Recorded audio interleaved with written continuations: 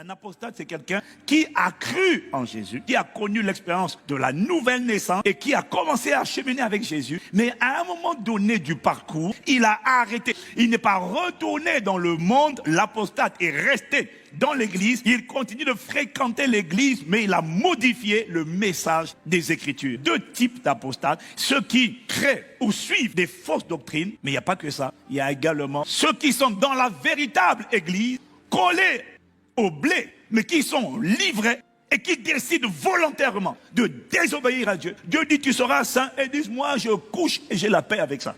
C'est à beau être écrit, mais moi j'ai mon écrit. Dieu a beau dire honore ton père et ta mère afin que tu sois heureux et que tu vives longtemps dans le pays que l'Éternel ton Dieu t'a donné. Et disent moi mon père je le méprise. Les pasteurs je les méprise. Le président je le méprise. Tout ce qui est autorité je les méprise. Il commet l'immoralité. Il habite dedans. Il demeure dedans. Il nage dedans. Il swing à l'intérieur. Il danse dedans et il n'a aucune conviction de péché. Et puis il vient lever des mains hypocrites. Et il dit je connais Dieu. Et il dit même Dieu me dit de te dire, quel comédien. Comment tu peux dire que ce genre de personne, pasteur Ivan, a rejeté Dieu alors qu'il continue de prier? Je voudrais que tu comprennes, bien-aimé. On peut prier Dieu, jeûner, mais rejeter Dieu sans forcément être conscient de ce qu'on l'a rejeté. Pour le rejeter, il n'y a pas besoin de lui dire je te rejette. Pour rejeter Dieu, il y a juste besoin de lui dire ce que tu dis, je ne fais pas. En appelant à combattre l'apostasie, nous ne sommes pas en train d'appeler à combattre les apostates. Nous ne sommes pas en train d'appeler à combattre les hommes. Non. Nous ne sommes pas en train d'appeler à critiquer les églises apostates. Non. Nous sommes en train d'appeler à combattre pour la préservation de la vérité que les Écritures appellent la saine doctrine. L'apostasie est dans plusieurs fausses doctrines, mais l'apostasie est également dans la vraie doctrine, la vraie église qui croit à l'évangile, qui n'accepte que la Bible comme support d'autorité, mais qui est remplie d'hommes et de femmes qui désobéissent volontairement, délibérément et qui pratiquent, qui ne tombent pas, mais qui pratiquent le péché. Là aussi, il y a l'apostasie. Donc, c'est pas la peine de regarder en face, de dire, ah, cette église, c'est une église apostate, parce que la vérité, c'est que chez nous aussi, il y a plein d'apostates. Donc ça doit nous rendre humbles. L'apostasie est la première menace qui pèse contre la foi. Mais de quoi est-ce que Jude est en train de parler lorsqu'il dit de combattre pour la foi? Il est en train de parler de la foi, de la sainte doctrine. Il est en train de parler des Écritures. Il est en train de parler de la vérité. La foi provient de la parole écrite qui, lorsqu'elle est méditée, devient esprit. Il n'y a pas de foi s'il n'y a pas la parole de Dieu. La foi vient de ce qu'on entend et ce qu'on entend vient de la parole de Christ. C'est une guerre qui a lieu contre les Écritures. Mais pourquoi il y a cette guerre contre les Écritures? Parce que les Écritures sont la base de la foi. Si on combat la foi dans la parole de Dieu, on combat le miraculeux, on combat le surnaturel divin. Si on combat les Écritures, alors on combat la capacité de ce peuple à marcher par l'esprit. Et on le laisse uniquement charnel. Le diable en a après la parole. Pourquoi? Parce que c'est dans cette parole-là qu'il y a la vie. Et dans cette vie-là, il y a la lumière. S'il arrive à combattre la parole, il va combattre la vie et la remplacer par la mort. Il va combattre la lumière et la remplacer par les ténèbres. Et quand tu enlèves la vie des Écritures, et quand tu enlèves la lumière de la parole, quand tu enlèves la vie, il n'y a plus rien. Tous les apostates que tu connais, aucun n'a triomphé du péché. Je ne parle pas des actes, je parle des pensées. Parce que la vie, la capacité à marcher en nouveauté de vie se trouve dans les Écritures. Quand tu acceptes cette parole qui te dit aime ton prochain comme toi-même, pardonne à ceux qui t'ont offensé, honore ton père et ta mère, même si ça te fait mal au cœur. Mais lorsque tu vas la pratiquer, cette parole contient la vie. C'est-à-dire que c'est un remède, c'est un médicament qui va nourrir ton esprit et qui va restaurer ton âme, qui va te guérir. Lorsque tu vas pratiquer cette parole qui dit pardonne, au début tu n'as pas envie, mais lorsque tu vas le faire, un poids va te quitter et tu vas trouver la paix. Quand tu vas la mettre en pratique, tu vas expérimenter un soulagement. Tu vas constater que des jours vont te quitter, des fardeaux pesants vont quitter ta vie. Chaque parole de Dieu, chaque écriture à laquelle tu vas obéir, quand tu vas honorer ton père et ta mère, quand tu vas semer, quand tu vas aimer, quand tu vas pardonner, quand tu vas être fidèle, tu vas voir que ça va faire un bien à ton esprit, à ton âme, à ton corps, parce que dans cette parole, il y a la vie capable de briser tout ce qui était mort en toi, et dans ton esprit, et dans ton âme, et dans ton corps. Cette parole suffit Elle est une nourriture pour ton âme. Elle est une nourriture pour ton esprit. Elle est une lumière pour t'éclairer. Toutes les doctrines qui ont ajouté ou diminué la parole de Dieu, tous les gens qui opèrent dedans, ils n'opèrent pas dans la dimension de la puissance de la résurrection. Parce qu'ils ont enlevé la vie du message. Tu ne verras pas quelqu'un qui triomphe du péché. Ils combattent avec le péché à l'intérieur. Ils entendent des voix. Physiquement, peut-être qu'il y en a qui, physiquement...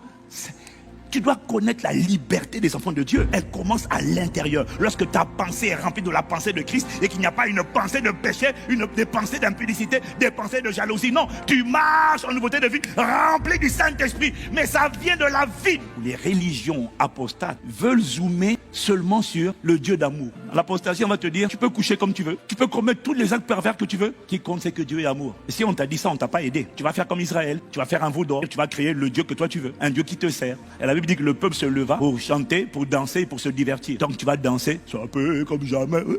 Formidable, tu vas aller en boîte de nuit, tu vas commettre l'immoralité. Le péché donne un tel pouvoir à Satan pour affliger les êtres humains que les mêmes gens qui sont dans les boîtes de nuit, qui vont danser, se divertir et coucher, sont les mêmes gens qui sont pris de culpabilité. En fait, le péché va te dégrader ton estime personnelle. Le péché va t'affaiblir. Oui, Dieu est amour. Mais l'évangile n'est pas amour. L'évangile est un message qui contient un message d'amour. Mais pas seulement un message d'amour.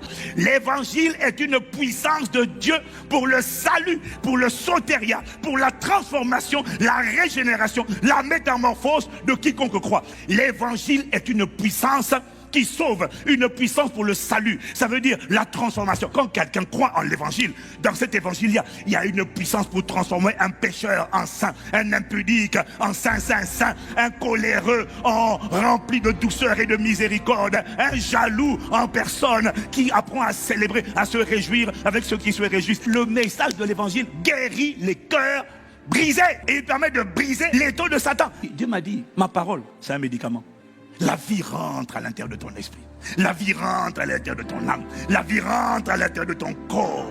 Et la lumière rentre en toi. C'est pas une affaire seulement de Dieu est bon, Dieu est amour. C'est plus que Dieu est bon et Dieu est amour. C'est une puissance qui libère, qui change et qui transforme. Et je prie que ce soit ton expérience au nom de Jésus. Personne ne peut remettre en cause ce que les apôtres ont dit ou ont écrit parce que ce n'était pas eux qui choisissaient, c'est l'esprit qui poussait, qui remplissait leurs pensées. Ils écrivaient ce que l'esprit était en train de leur dire. Et ce message n'a pas le droit d'être amendé, changé, amélioré.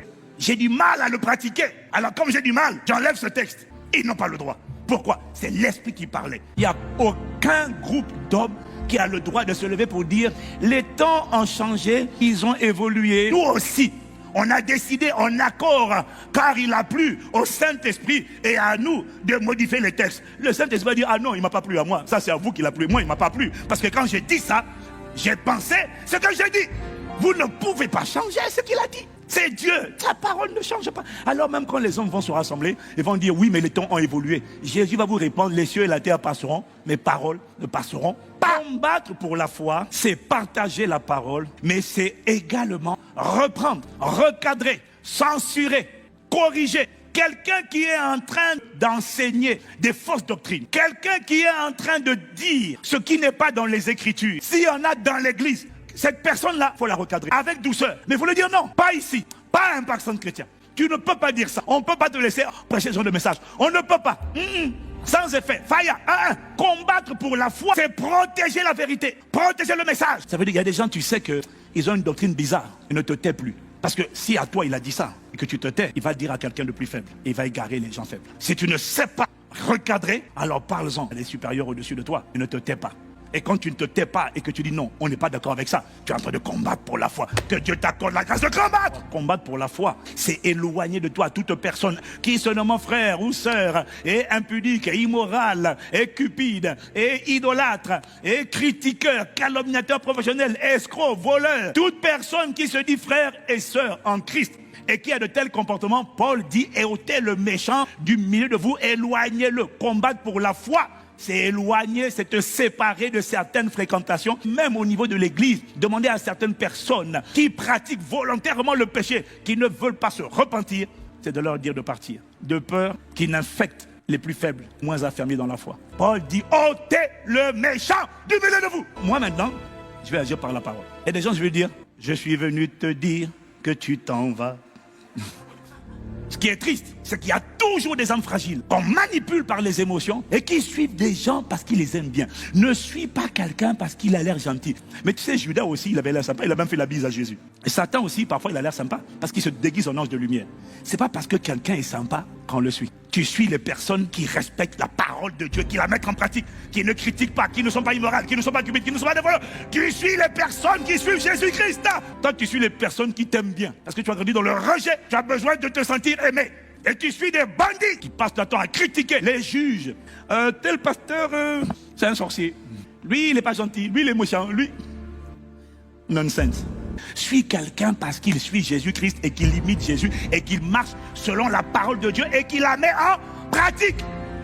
Combattre pour la foi, c'est refuser d'ajouter des vues, des likes et des commentaires. C'est refuser de rendre populaire des gens qui ne mettent pas la parole de Dieu en pratique, même s'ils font apparemment des miracles. Parce qu'en vérité, tu n'es même pas sûr que ce sont des miracles.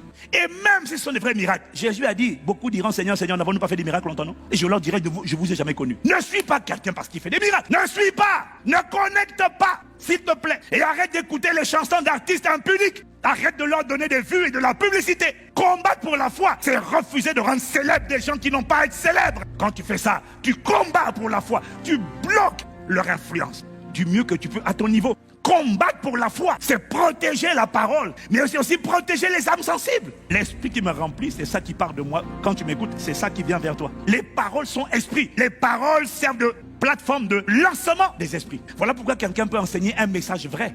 Mais pendant que tu l'écoutes, quand tu as fini de l'écouter, tu as juste envie de te masturber. Pourquoi? Le message était vrai, mais l'esprit qui est parti de lui, là, pendant que tu l'écoutais, c'est un esprit d'impudicité. On transmet ce qu'on est, on enseigne ce qu'on sait. N'écoute pas tout le monde.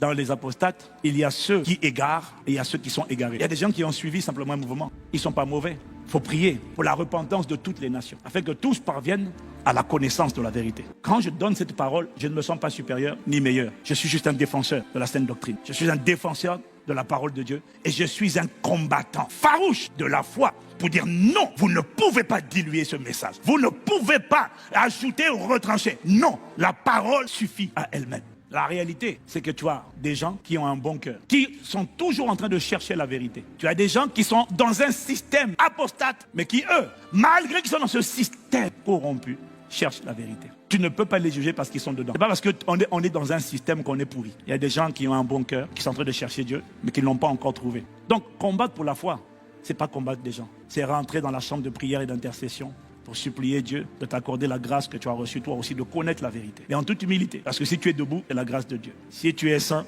tu marches dans la sainteté, c'est la grâce de Dieu. Si tu as vaincu le péché, c'est la grâce de Dieu. Tu ne peux pas t'enorgueillir. Nous ne sommes ce que nous sommes que par la grâce de Dieu. Mais nous avons l'obligation quand même de défendre la vérité et de combattre pour la foi. Que ce soit ton expérience au nom de Jésus.